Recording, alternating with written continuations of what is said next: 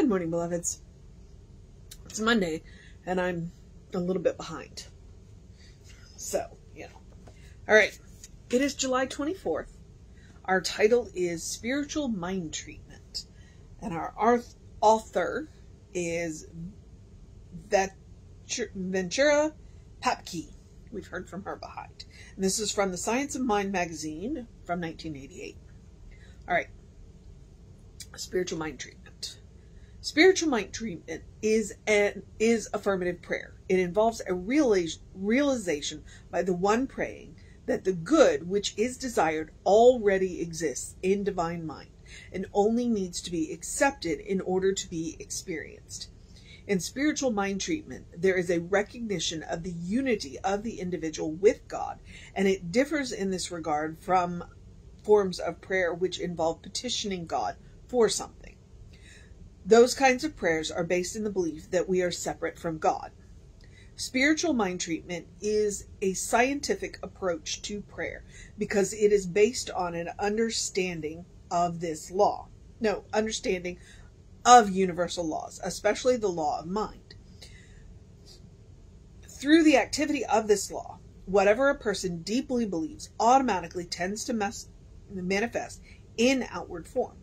So when a practitioner sees God or perfection, where a problem appears to be, the law of mind acts on that perception to bring about the change for the better. We, as practitioners, work in our own mind to recognize perfection in regard to a particular problem. Thus, Ernest Holmes defines treatment in the science of mind as clearing the thought of negation, of doubt and fear, and causing it to perceive the ever-presence of God. As a practitioner, my job is to use spiritual mind treatment to help any clients experience greater good. We work together to recognize the divine perfection in what appears to be their problem, and the result is what is called a demonstration or a healing. All right. I mean, you can't argue. You could argue with her, but what would be the point, right? The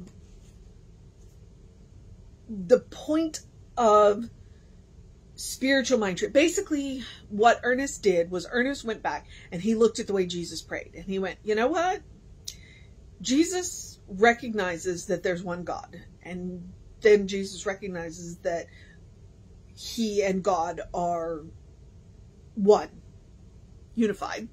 And then he states what he wants in the present tense. And then he's grateful, and then he lets go. He doesn't try and white knuckle it. And Ernest went, you know what? Let's try that. I'm not even going to touch the petitioning God because, I grew up Catholic, so we got all the saints and what have you. We had all the saints. Like, we could petition anybody, and then they would go and petition God. But Ernest said, this is a very effective way of doing it. And what Vetura is saying is that that's why one of the reasons why I say with treatment, we are coming into alignment with God. God is always there. God is always, because God is all there is. So God is always present in the situation. And so when we treat, we are coming into alignment with God, which then opens us up to the possibilities of opportunities that we didn't see before, where, okay, so we have a non-preferred situation. And so now we can now look at, after we're doing doing a spiritual mind treatment, either yourself or having someone do it for you, then you can look at the situation with fresh eyes. You see God in it, you see the opportunities in it, and it naturally shifts because you're going to make different choices. All right. You're going to make different choices. And that's just the way it is because you're going to see different things. You're going to look at it with fresh eyes. And that is the power of spiritual mind treatment. Even if somebody is doing it for you. When a practitioner treats for you, the strength of a practitioner is two things. Okay. One being when you come to a practitioner, you may not know what you want. You know what you don't want, but you may not know what you do want. And so by having that conversation with the practitioner can help you sort through what it is that you don't want and help you arrive at what you actually do want. It's not therapy, okay? Therapy is a completely different situation, and we highly suggest it. But it's about figuring out what you do want so that you can move in that direction, okay? Then the other thing that the practitioners do is they treat in their own mind to know the perfection of you. And they hold that space for you until you are ready to hold it for yourself. So they just state into the collective and say, all right, this is what this person wants. And I know that what they want already exists. And when they are ready to accept it into their life, and so sometimes it's really nice just to have that one person back you. It's like, all right, this is what I want.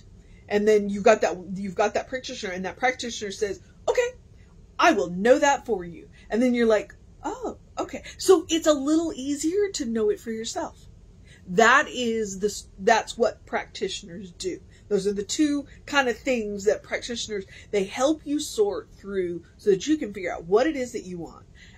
And then they hold the space until you can know it for yourself. That's what they do. You know, that is the power of, and that's what she says in here is like, it's the knowing that it already exists. If we know that what we want already exists, then we are going to be more open to seeing the opportunities to have it manifest in our experience. So, that is the point of spiritual mind treatment. We recognize that there is only one power. We unify with that one power by stating that we are not separate from God. That the power of God flows through us because it's what animates us. Therefore, we have a little bit more say in our life than we might have acknowledged up to this point. We actually have a lot more say in our life, but then we recognize that whatever the good is that we are willing to accept in our life already exists. It already exists in the mind of God. Okay? If it already exists in the mind of God, then it can come into our experience. It already exists. And now, because we have aligned with and accepted that it already exists, we are more open to the guidance that will get us there or get it to us, whichever way it is that is coming. It's like when you do this really dynamite treatment and you feel a little bit better and you walk a little straighter and your eyes are a little wider open, you just feel better. And that's the beginning. Then you're coming into alignment and you start to make different choices. This is what I'm talking about. Okay. And then the Thanksgiving and the release is because Thanksgiving is the most powerful emotion out there, because Thanksgiving and love are the same thing. Thanksgiving and love are the same thing. It is the power of gratitude that just bolsters us. And it's like, yeah, I can't just put it into words right now. Maybe another day today, but today. And then we let go because we know that it already exists. We know that it already exists. So we don't have to keep working on it. Okay. We do have to be open to the guidance, but we don't have to keep working on it. We can turn our mind and energies to other things because it already exists. Will it take some time to get to us? Maybe. Maybe it's an immediate thing. I mean, I know that anytime I do a treatment, I always feel better after the treatment. And that right there is it's the beginning of the demonstration. It's the beginning of the demonstration. I feel better. The treatment sets me on that path. It brings me into alignment and I feel better. And that is the beginning of the demonstration. And then I'm just more open and willing to follow the guidance to whatever it is that I have been working on. Okay. You can say a lot of things about spiritual mind treatment, but I do,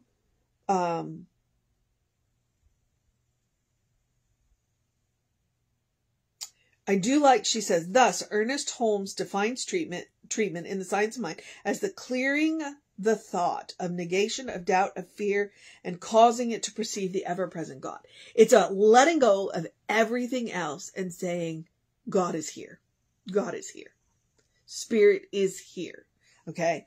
As a practitioner, my job is to use spiritual mind treatment to help my clients experience greater good. Whatever it is that they want, it's greater good. Okay? We work together to recognize divine perfection in what appears to be their problem. And the result is what is called demonstration or healing. We work together. A practitioner can't do it for you. Just like God can't do it for you. They do it through you. They do it through you. So what is the mission today? The mission today, should we choose to accept it, is to recognize the divine presence in whatever it is that you're working on, in the problem, to recognize the divine presence in the problem. Once you recognize that God is there, anything is possible.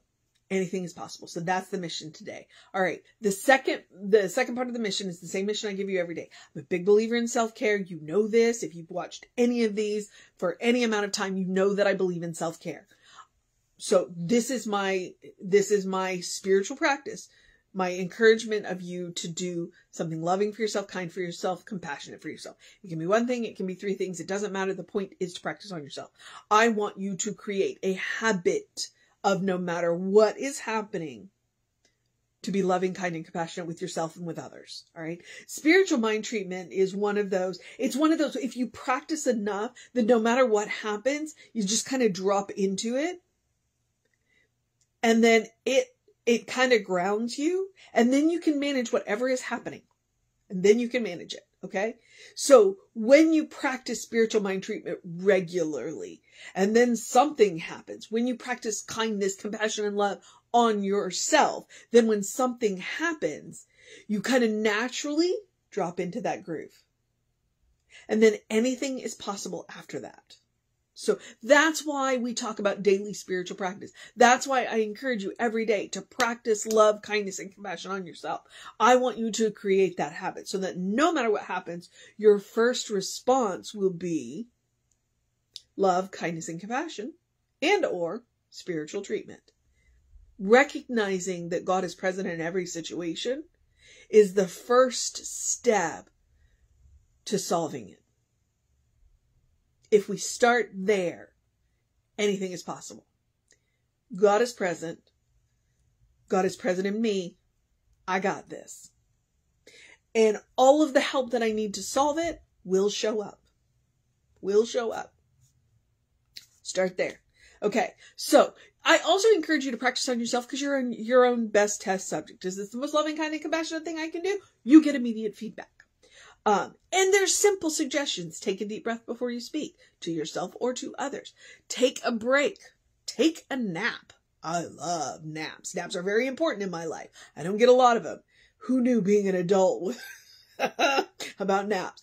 To say yes to things that push you a little bit out of your comfort zone. To say no to things that drain you. You know, there's a divine yes and there's a divine no. Those are simple suggestions. I also say, eat dessert first. It's a reminder your life is a special occasion. Treat it as such. Wear the nice clothes. Burn the nice candles. Write in the good notebooks. You know what I'm talking about. Don't save the good stuff. And remember that joy is a quality of God. So no matter what is going on in your life, because remember, I'm talking self-care. No matter what is going on in your life, you deserve joy. Make room for joy. All right? No matter what is going on in the world, no matter what is going on in your life, make room for joy. You deserve joy. Okay? So practice on yourself. And the ultimate reason for practicing love, kindness, and compassion on yourself is because you're a beloved child of God and you deserve it. Okay? All right.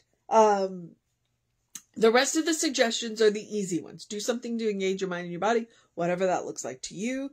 Drink plenty of water. We are still in the triple digits. It didn't seem so oveny this morning when I walked out, but it's still going to get up there with feels like into the triple digits. So please drink plenty of water. Hydration. Your brain works better when it is hydrated. Your body works better when it's hydrated. Drink plenty of water. And get that early in your day bright light. There were no clouds this morning, so I got plenty of sun, which is good because I was struggling to get going this morning. 5 to 10 minutes of early in your day bright light. If you get up before the sun or can't get out into the sun, artificial light will help too. I'm talking about a natural hormone cycle, which will help to improve the quality of your sleep and your energy during the day. It's called a circadian rhythm. You can look it up. It's science. I've talked a little bit about science today. So try it. And then my last suggestion is it's an Ernest Holmes quote. Open the windows of your soul. Allow the breath of heaven to remind you you do live in heaven right here, right now. It's all around us all the time. Because heaven is a mindset. It is a state of consciousness. Once you learn to create it for yourself, nobody can take it away from you. And heaven ceases to be a place you have to get to and can become any place you are. That is a superpower, my friends. That is a superpower. So, all the more reason to take care of yourself and recognize that God is always there. Okay? The kingdom of God is within you because God is all around you. All right. And you can always take Emma's advice. Look for the good and praise it. You know, look for that which sets your soul on fire. Look for the good. And you'll get there. You'll get there. All right. I'm at the social media part where I remind you to, we are Creative Life Spiritual Center, Creative Life Spark. I'm the running Rev Ryan on the social medias that I am on. Please feel free to check out all of those. I did finally get the new Soul Session, invitation up on the Creative Life's Facebook page. I haven't shared it to the social media. I need to do that. Oh, I need to download that. Okay. Never mind. Hang on. There's social media in my head. So, please go and take a look out for that. It'll be the third Wednesday in August. It'll be really good. All right. And if you want to know what's going on with the center, please email info@creativelife.org. That will get you on the constant contact. Those hot links are hot. If it says click here now, it means it. It will take you right to the information you want or the person that can help you get it. Reverend Jesse's going to teach the Essential Earnest through Home Office again. So you need that hot link because it's not registered through us. It is registered through Home Office, the CSL Home Office. So, you want that hot link. You want to take that class. It's phenomenal. And you get to interact with people from literally around the world. Okay. I'm going to take a deep breath. And remind you to have a great day, a wondrous day, a fantastic day, a magical day, an enchanted day, a wonderful day, an awesome day, an amazing day, a recognition day, a unification day, a kind day, a compassionate day, a loving day, a consistent day, a consciousness day, a treatment day, a recognizing the presence of God day, a good day. And if that is too much pressure, simply have a day. You are enough just as you are. You're a beloved child of God. You are a brilliant light. You are a divine spark. You are spirit in motion. You are God in action. You are a godling, as Reverend Jesse likes to call us, in which God is well pleased and well represented. Know the truth of your being. Explore the truth of your being. Get to know yourself. Not who religion, society, and culture has told you are, but who you truly are. All right? That's the mission every day. Okay, beloveds. Reverend David should be on around 5 p.m. with you. I'll be back with you around 9 a.m. Take care of yourself. Know that you are loved, and I will see you next time.